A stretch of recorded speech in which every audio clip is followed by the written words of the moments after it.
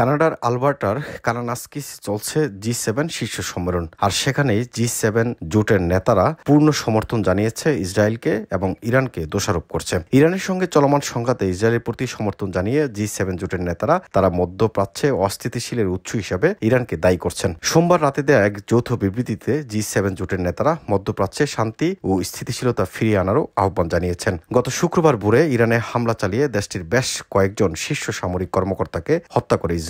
এরপর থেকেই দুই দেশের মধ্যে আকাশপথে পাল্টাপাল্টি হামলা চলছে। 2023 সালের অক্টোবর থেকে শুরু হওয়া গাজা যুদ্ধের কারণে মধ্যপ্রাচ্যে উত্তেজনা বিরাজ করছে। এর মধ্যে ইসরায়েল ইরান পাল্টাপাল্টি হামলার জেরে অঞ্চলটির পরিস্থিতি আরও খারাপ হয়েছে। এবছর কানাডায় বসে 51তম G7 শীর্ষ সম্মেলন। মধ্যপ্রাচ্যে চলমান সংঘাতের কারণে এবারের সম্মেলন অনেকটা আড়াল পড়ে যায়। সম্মেলন ছেড়ে আগেভাগেই দেশে ফিরে যান যুক্তরাষ্ট্রের প্রেসিডেন্ট ডোনাল্ড ট্রাম্প। তবে তিনি কী কারণে সম্মেলন শেষ না করেই যুক্তরাষ্ট্রে ফিরে গেলেন তা স্পষ্ট নয়। ট্রাম্প শুধু বলেছেন তিনি গুরুত্বপূর্ণ কারণে ওয়াশিংটনে ফিরে যাচ্ছেন, তবে তার ফিরে যাওয়ার সঙ্গে যুদ্ধবিরতির সম্পর্ক থাকার বিষয়টি তিনি অস্বীকার করেছেন। G7 সম্মেলন শেষে সাধারণত সদস্য দেশগুলো একটি যৌথ বিবৃতি দেয়। ট্রাম্প সম্মেলন শেষ না করেই দেশে ফিরে গেলেও যৌথ বিবৃতিতে সই করে গেছেন। বিবৃতিতে বলা হয়েছে ইসরায়েলের আত্মরক্ষার অধিকার রয়েছে, আর ইরান হলো সন্ত্রাসবাদের উৎস।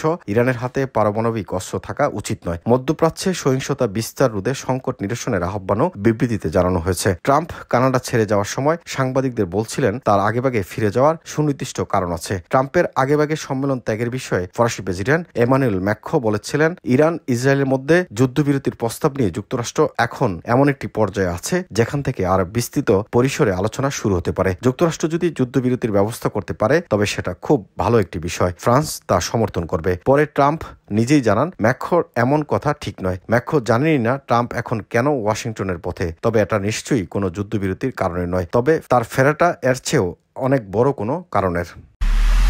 এমআইবি সংবাদ ও সংবাদ সংশ্লিষ্ট অনুষ্ঠান দেখতে ভিজিট করুন www.mibtelevision.tv ও facebook.com/mibtelevision.tv এবং সাবস্ক্রাইব করুন youtube.com/mibtelevision এ। এমআইবি টেলিভিশন, সত্য খবর, সঠিক খবর।